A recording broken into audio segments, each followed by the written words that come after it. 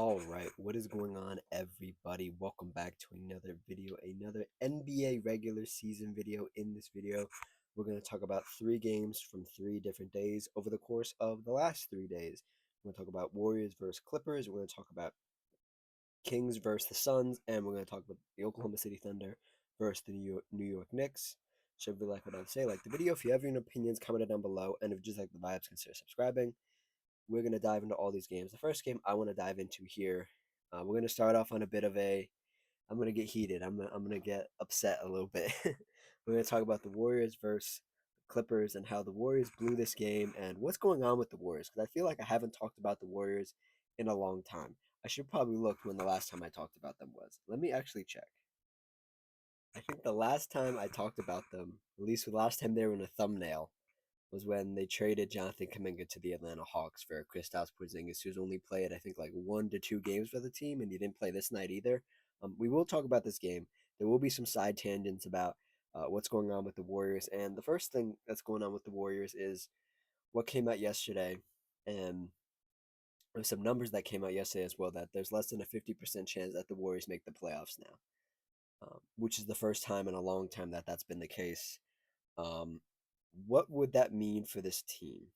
Well, one, it goes to my next point, which is Steph Curry's been out for an extended period of time. He's going to be reevaluated, I guess, in next week, sometime later next week, because when I saw that report, that was like 10 to 12.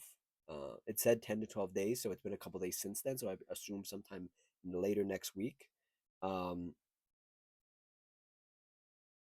that would put them. Well, where? Hold on, I gotta figure out what I want to do. I want to look at the standings right now, as of today, Thursday, the fifth, I believe it is. Yeah, Thursday the 5th. Um, they are 31 and 30. 31 wins, 30 losses. They lost this game to the Clippers, um, and the Clippers are right behind them at 30 and 31. And the Suns are right in front of them at 35 and 26. Um, what's the reality of the situation? Um, the reality of the situation, the Warriors might just go down to the 10 seed, the 10th place in the conference. I don't think they're gonna be out of it, be out of the play in, but they're not doing themselves any favors. The other report that I saw was that they're monitoring Steph Curry, and that maybe the 10 to 12 days reevaluation might not be a reevaluation. They might just make sure he's healthy and say, "Hey, we're so deep in it right now. Just sit out the rest of the season," um, which is unfortunate, which uh, has never been done in the history of this organization. The only time this organization has really been bad is when everybody was truly injured. I think Steph Curry had a broken hand. Draymond Green was in and out of the lineup. Klay Thompson was coming back from injury, from his ACL or MCL, and then his Achilles as well. Um, that was when the team was truly injured. Um, this team, I'm gonna be completely honest, and there are some bright spots in this game, but this team overall sucks. It's awful. It is god awful. And the one thing for this game in particular, again, the Warriors lost this game 101 to the Clippers 114. The Warriors just don't have a star. They just didn't have anybody. They played surprisingly really good team basketball. They shared the ball all around. I mean, you look at the numbers; it's not anything crazy. If Brandon Podziemski is our leading scorer with 22 points, there's a problem. There is a problem. Al Horford, old ass Al Horford, 17 points. Moses Moody 10. Draymond Green 4 points, 6 assists. Nate Williams, who was nobody, who I'd never seen this gentleman before. Um, Number 19, Nate Williams. Um, never seen that brother before. Right there, top right, number 19, yeah, top right of your screen. Never seen him before. Um, he gave you 18, really good coming out party, I guess. We played Malve Leons. I don't know who that is. Number 33.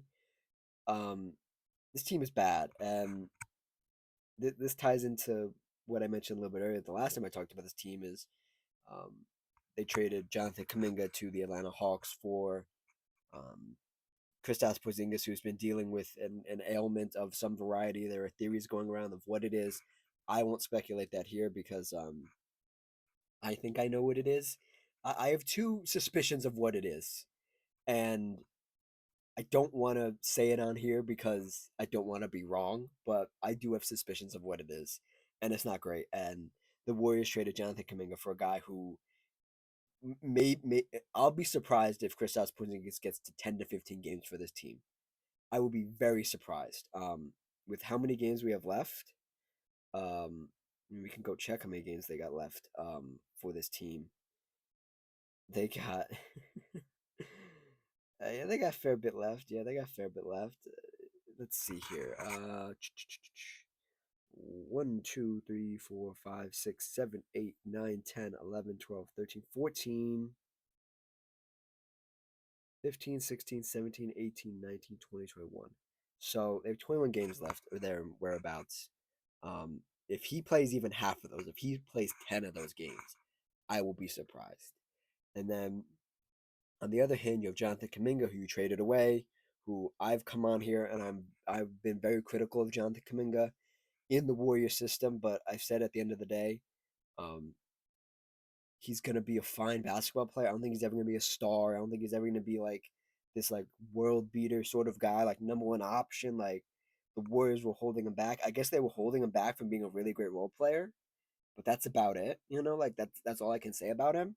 Um, but Jonathan Kuminga's gone to Atlanta, missed the first couple games of his career there, um, and then he's played recently, and he's looked great, man. And it makes you wonder what's going on with the Warriors and um, what this team is going forward. And I want everybody who's a Warriors fan and anybody who watches these Warriors to take this game in because the Warriors lost lost this game. The Clippers did not win this game.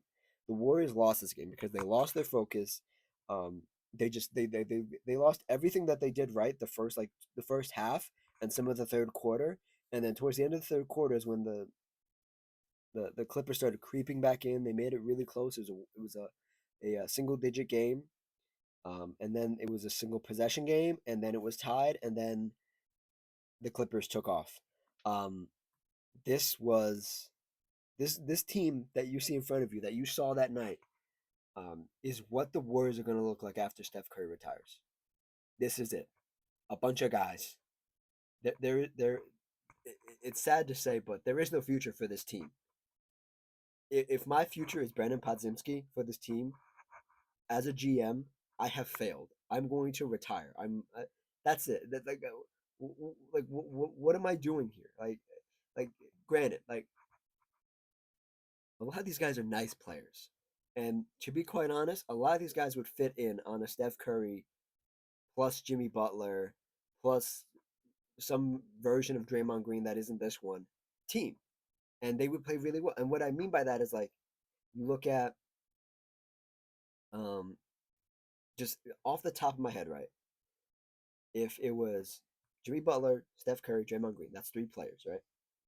Al Horford, Anthony Melton, Moses Moody, Guy Santos, Nate Williams, Pat Spencer, Kristaps Porzingis, Will Richard, and Gary Payton.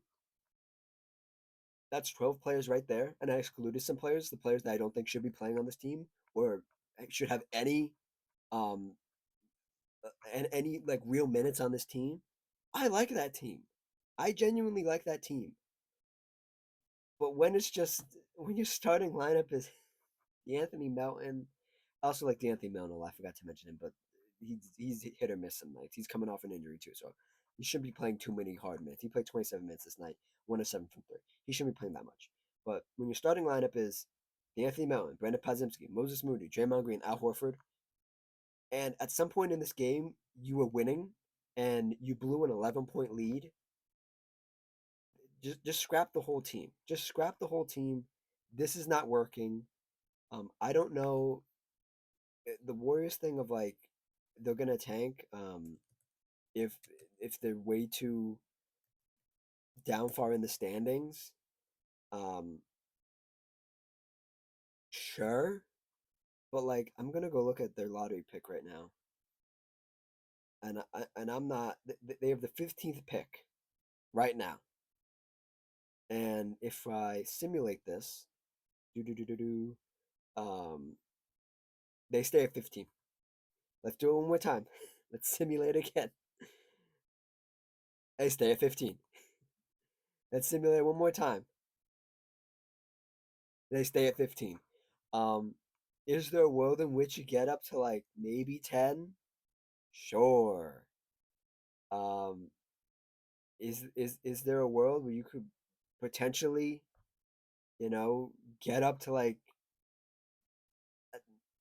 9, 8, 7 and maybe get like a Darius Acuff, a Nate Ahmet, maybe if that's my reward for tanking. Nate Ahmet's a fine player. I haven't done too much draft research on him. Darius Acuff's a point guard. We don't really need a point guard. He's a 23-point scorer. He's 19 years old. He's 6'3". Nate Ahmed on this Warriors team might actually do something though. That might actually be nice. But if that's my vision for this team right now, like if I'm sitting in the Warriors office and I'm sitting here contemplating telling Steph Curry, "Hey, just shut it down for the season. Even if you are fully healthy, just shut it down." Um, and my reward is is Nate Ahmed. Oh man. Oh man. Yeah, no. I mean, you could trade up. You could trade up. There's always that. But again, this roster, who, what are you trading? What are you trading? There are no trade chips. There are no trade. There's no nothing. There is no. I gotta look up.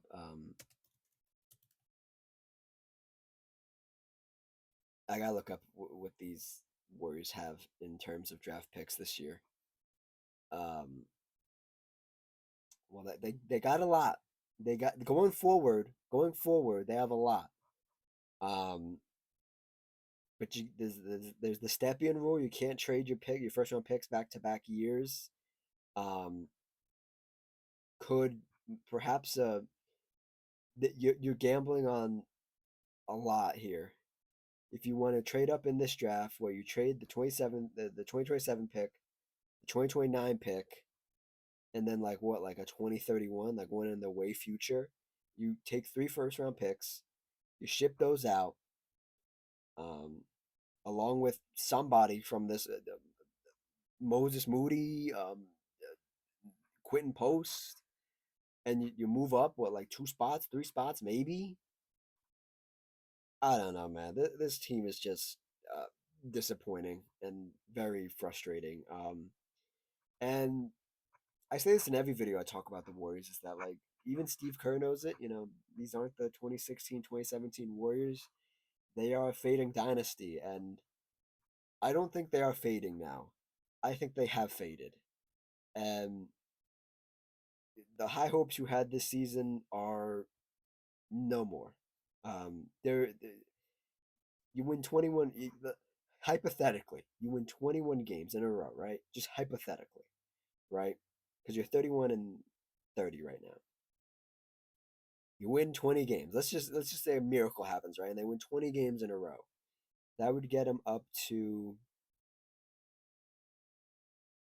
51 wins. Even if you get up to 41 wins, you win half of your games. That puts you at 41. That might not that's not you might still be in the play-in. That might not be enough.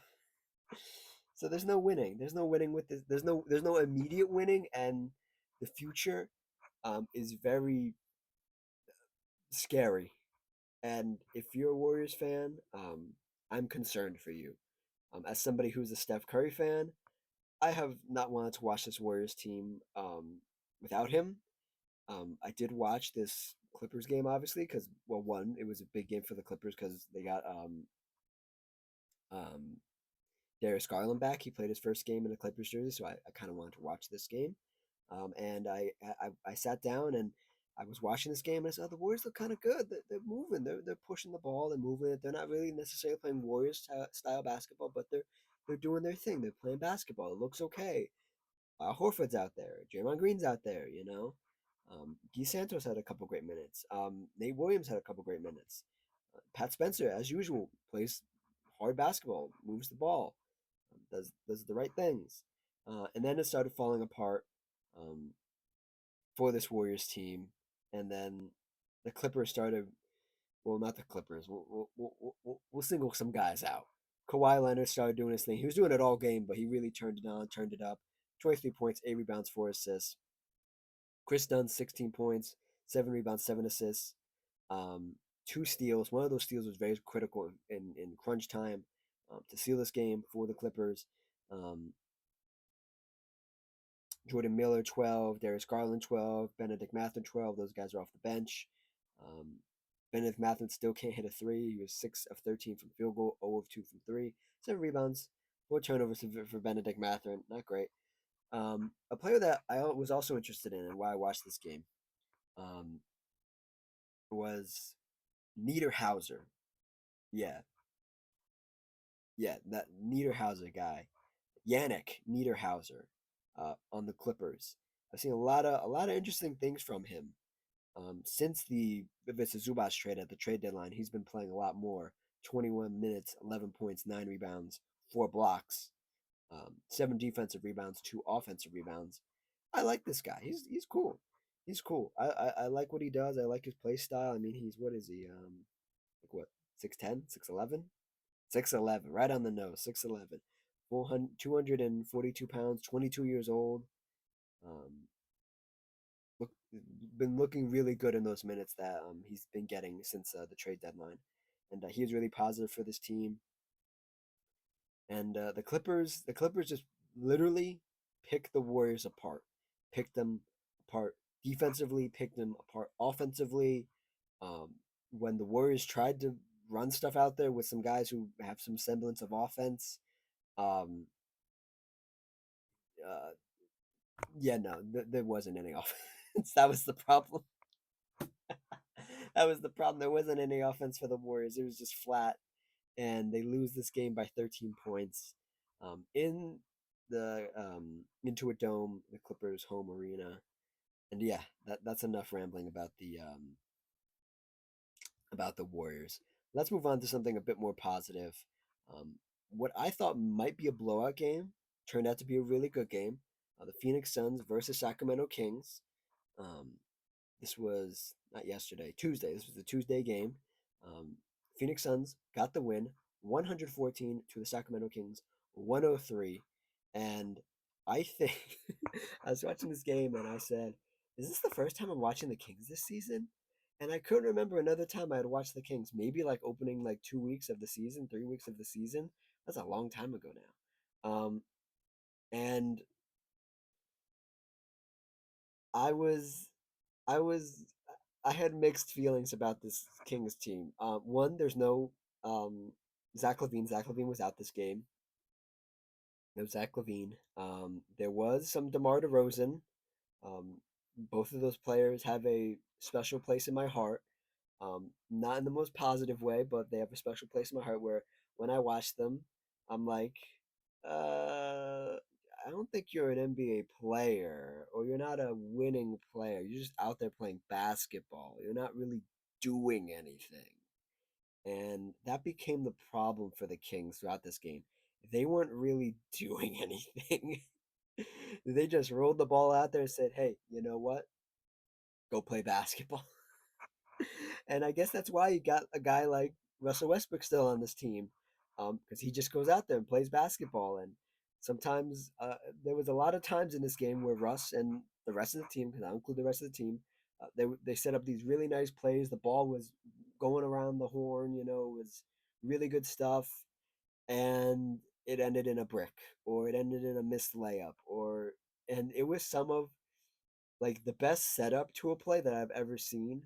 Like it was really good. Like, and then once it got to the person to shoot the shot, it was a brick. It was a miss. It was top of the backboard, back of the backboard. Um, it was ugly, and I shook my head because this game did get close. The Kings stayed in it. They didn't put they didn't hang their head low. They kept it high. They tried to beat this Suns team who let them back into the game for what it's worth. But they just didn't have enough. The Kings didn't. Some guys from this game that I really like that stood out to me. Precious Achua, who's on the Kings, who I completely forgot was on the Kings, and is starting.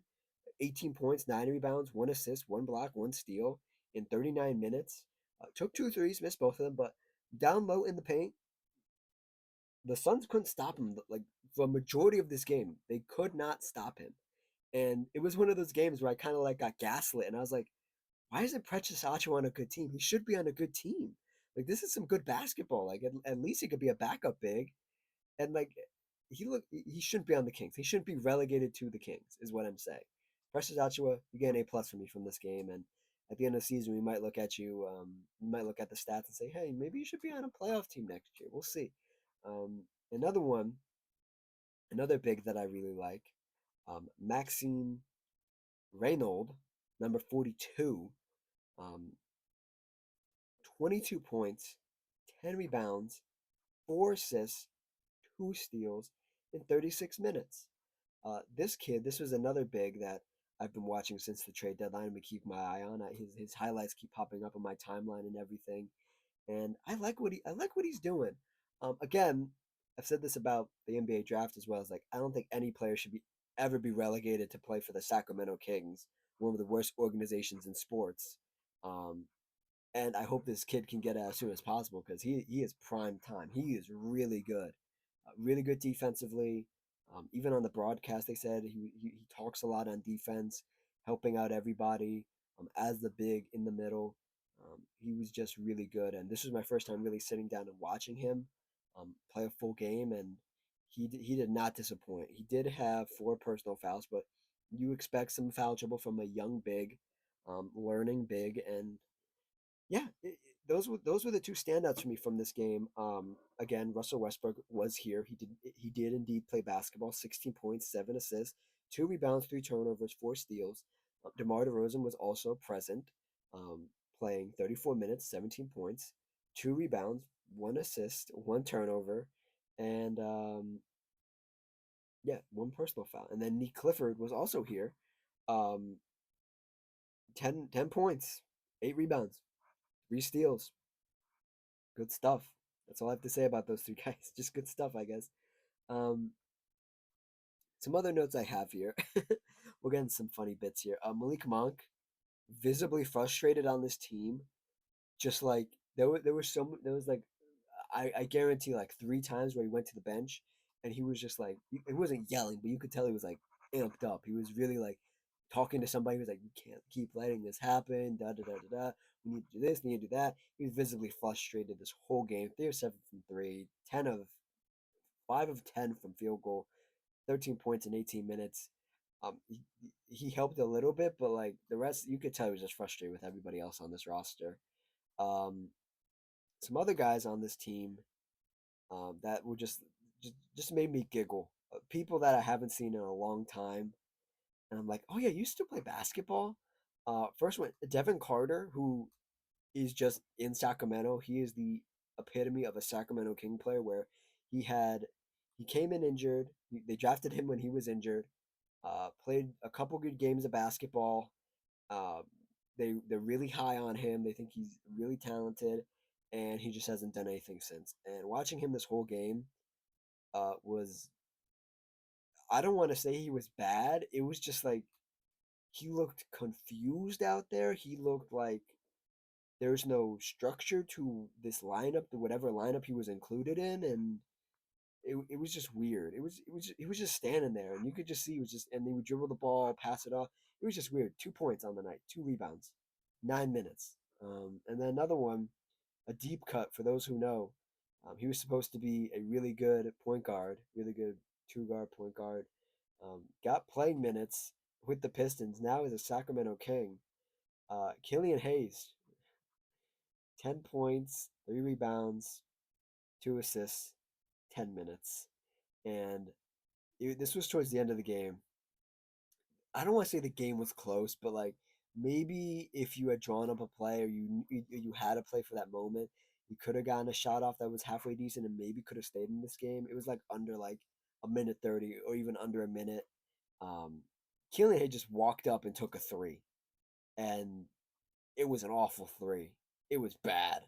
And I just shook my head. And I hate to say this stuff, but I said to myself, I said, this is why you're not on an NBA team. And this is why you're not an NBA player. Because he's just not.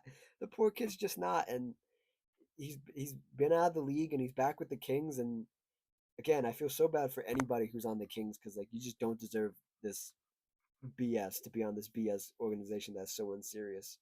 Um, to a more serious organization and a more serious coaching staff and some more serious players. The Phoenix Suns. The Phoenix Suns have been, I don't want to say my surprise. No, they have been my surprise because I thought they'd be pretty bad. But they've been surprising this whole season. They're keeping it up. They're keeping their head above water. Like I said, they're ahead of the Warriors right now. They're trying to fight their way out of the play-in so they can avoid the play-in, and they're doing a very good job of it. Everybody's contributing, especially this game. This was a fully healthy team for the most part, and only missing some like bits and pieces here, but for the majority of this game, everybody was healthy. Um, Devin Booker, 17 points, Suns all-time leading scorer, um, 6 assists, 4 rebounds, 3 turnovers, not great. 17 points for Colin Gillespie, 6 of 10 from field goal, 5 of 8 from three, 9 assists. Hit some really big shots, some really critical shots. Another guy who was amazing that night, Jalen Green, 20 points, 7 of 16. Had a couple great moments around the rim. Hit some threes. Really just how do I say this? Really just put his stamp on this game. This was a Jalen Green game, and I'm not saying they won this game because of Jalen Green, but Jalen Green certainly did help. Even defensively, 4 steals, leading his team in steals, tying Russell Westbrook on the Kings in steals total for this game. And then off the bench, Oso Ighodaro, 14 points, 14 rebounds, very solid. Grayson Allen, 18. Rasheer Fleming, 8. And then that pretty much wraps up all the big time scores. And I didn't particularly love the way Coach Jordan Ott coached this game, but he took timely timeouts towards the end of the game, stopped the bleeding, made sure to get Mark Williams involved at the end, try to get some more inside punch. 10 points for Mark Williams, 9 rebounds, 1 steal. Um, and just overall, towards the end of the game, really sort of redeemed himself in the coaching aspect because he let this Kings team back into this game. And if this Phoenix Suns team wasn't fully healthy, the Kings might have won this one. But the Suns were fully healthy, and they did win this one. And the last game we'll talk about here, Oklahoma City Thunder versus the New York Knicks. A very tough, very competitive game. I won't waste my time trying to describe this game to you because it was a really good game. Um, it was a very positive game for the Knicks, even though they lost. The Knicks lost the game to the Oklahoma City Thunders, 103 to the Knicks flat, just 100 points. Um, some very interesting calls this game, especially towards the end. But I feel like even with these losses, this Knicks team is taking so many right steps in the right direction from where they were post or pre-trade deadline to post-trade deadline. And there are guys who are playing now that actually contribute on both sides, or at least contribute so massively on one side that the other side isn't really a worry for this Knicks team. And for this Knicks team, OG Anunoby, really good game. Didn't shoot the ball the greatest. There's a shot of him, number 8, taking a three right there. I don't know if he made or missed that one. um, but for the rest of the team, Karl Anthony Towns, 17 points. He did foul out again this game, but I will say this was one of his better looking games. He looked engaged. He looked like he was ready to fight. Both of the Oklahoma City Thunder bigs down low, Isaiah Hartenstein, Chet Holmgren. He looked at least competitive, and that's all you can ask from him, especially in the situation he's in where he's the lone big out there, and maybe that shouldn't be the case, but it is. And yeah, He uh he played well. He played well. He played well enough. Yeah. Josh Hart 10 points. Mikal Bridges 15 points. Jalen Brunson a stinker of a game, only 16 points. He had 15 assists though, which is good. 5 of 18 from field goal, 2 of 5 from three. Hit a clutch three down the stretch though, or was that a mid range? It was a clutch shot down the stretch of this game. Took 6 free throws, made 4 of them. And then off the bench, Landry Shamet, super important for this team. I really like Landry Shamet on this team, and he seems to always be at the right place at the right time. Even if he misses the shot, he didn't shoot particularly well from three this game, or three from three. But he was there, and it's crazy to say this in 2026. I would rather have Landry Shamet out there than Jordan Clarkson. I just would. There's no world in which I want Jordan Clarkson any part of a close game in this year of 2026. Jose Alvarado off the bench, just out there doing stuff, 3 points, and then there was a bunch of other stuff that he did that was just like tiny things that maybe affected the game a little bit, but really didn't. This Oklahoma City Thunder team doesn't get rattled like that. For a guy like Jose Alvarado, would be too effective, but he tried. And then Mohamed Diawara, a guy who I've said this. I might have said this before. I might have said it about Ariel Hakaporte as well. They need to start one of these bigs, man. Start one. Start Mohamed. Start Ariel Hakaporte. Um, just start one of them, man. Because Carl Towns struggling out here playing the five. He really is. Like, I get Josh Hart as a glue guy. Bring him off the bench, man. Bring him off the bench. I know it's gonna be really bad if you really have to roll out there with like Jose Alvarado, Landry Shamet, Josh Hart, Jeremy Shohan, and one of the bigs. It's gonna be bad. Um, but you got to do something with Carl, man. Carl can't be out there guarding fives. He just can't do it anymore. He forgot how to do it. He played so many years at Rudy Gobert in Minnesota, and now he's here in New York, and he's just not accustomed to it anymore. You need to get a big out there to help him. Um, and then for the Oklahoma City Thunder, man, a guy who I've been very critical of in the past, showed up huge in this game because they needed every bucket they could get this game. Chet Holmgren, 28 points, 11 to 19 from field goal, 6 of 11 from three. Hit some deep ones as well.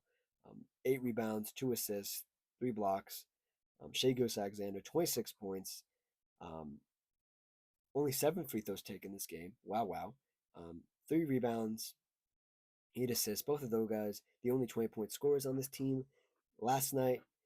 But nevertheless, really, really, a really interesting dynamic because even though this wasn't a blowout win and you weren't happy with this close of a game, I kind of like the way this team plays without Jalen Williams, J Dub, and the the combination of like Shea and Chet with like Lou Zhang and Carson and Jalen Williams, Jaylin Williams.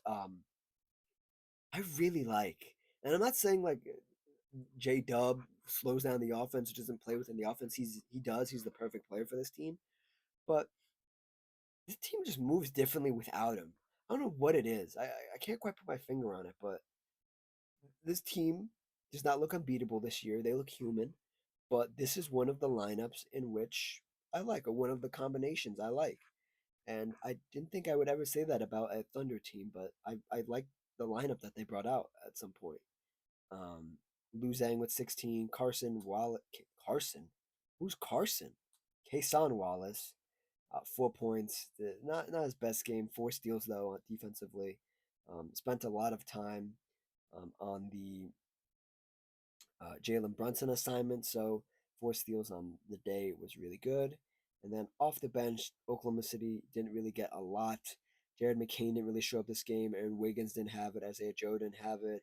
Kenrich Williams didn't have it. Alex Crusoe had it a little bit, but he got a hip injury in the closing moments of this game, so he was a little hampered.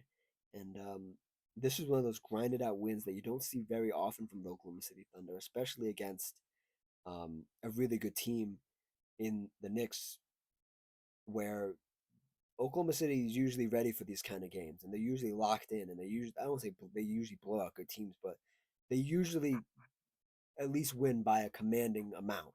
And this was not one of those games. And props to the Knicks and props to Oklahoma. Never thought I'd say that for winning this game, and maybe controversially winning this game, but a win nonetheless. It's a win in the book, and their next win will mark their 50th win of the season, and I believe, if I can check it here, that will be definitely the first 50 win team of this season. So yeah, next game for Oklahoma, if they win, 50 wins on the season already. Um, yeah, the last bit of news here that came across my desk, something that we talked about in my last video talking about the NBA, was potentially Jason Tatum coming back. And I had speculated, and the news was swirling, that he would return either Thursday or Friday. And the news is out that Jason Tatum will return on Thursday in TD Garden to make his season debut. And I already had my thoughts about this in my last video, but just to recap it here, I think there is going to be a curve in which the team has to adjust to him being there. And there, these last, what was it? The Warriors have like 20 something games, so everybody has like maybe less than 20, maybe a little above 20 games left. If Jason Tatum plays every other game or plays half of the games that are left and they play 10 games together and he's ready for the playoffs, I I think I think this team could go perhaps maybe to the conference finals if everything works out, and like even if Jason Tatum isn't like if he's only 80% of himself, I think this team can go to the conference finals. There are nights in which um, the Boston Celtics lose to a team like the Charlotte Hornets, like they did last night, which was embarrassing. But you have those games, and then you have other games where they beat the Knicks or they beat. I'm trying to think of another good team here. They beat the Pistons or they beat the Cavaliers or they beat the Raptors. There are those kind of nights as well, and you just need the playoffs to shake out a little bit for you, and you can make it to the conference finals. Um, there's a conversation of whose team this is going around. I don't think it really matters. I don't think I've ever had a conversation on this channel of whose team it is. I just think of there's player A and player B, and sometimes there's 1A and 1B. Sometimes there's 1A and like 2B or 2A. It's just who's playing the best at the moment. And if Jaylen Brown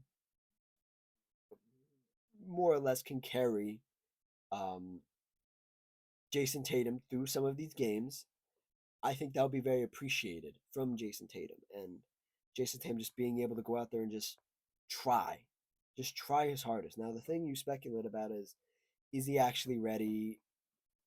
Is he being not pressured, but like outside pressure, being pressured to play because he is fully healthy? I think Jason Tatum and the Boston Celtics and everybody involved in this rehab and all that have done their due diligence. And if they say he's ready, he's ready. And it's only been 10 months since his injury. And coming back this Friday will be an historic day for Achilles injuries. And to get back in 10 months, did I say 10 days? Um, Before I meant 10 months. If I said 10, I mean 10 months. He was injured 10 months ago. Um, if he comes back in 10 months, this will be an historic recovery. And if he comes back 75, 80, 85% of himself just with 20 games left in the season, that's a miracle. And um, it's a testament to modern medical science, modern um, surgery, and the perseverance of a guy like Jason Tatum. And I will be watching, and I think everybody will be watching and be very interested. And this just added another chip to the board of an already stacked Eastern Conference. The top three, especially with a fourth team lingering and some positioning, some jockeying that needs to go around in the East. And um, the East was wide open for about most of the season. And if the Boston Celtics are back and they're back to dominate the East, The only one I think that could get it off them is Detroit. So yeah, that's it. That's the video. I don't know if there'll be a video this weekend. I might take a break. I might not. Depends. I'll have to see what news there is, what other stuff there is. But yeah, like, comment, subscribe, all that good stuff. And I will see you guys next time. Cheers.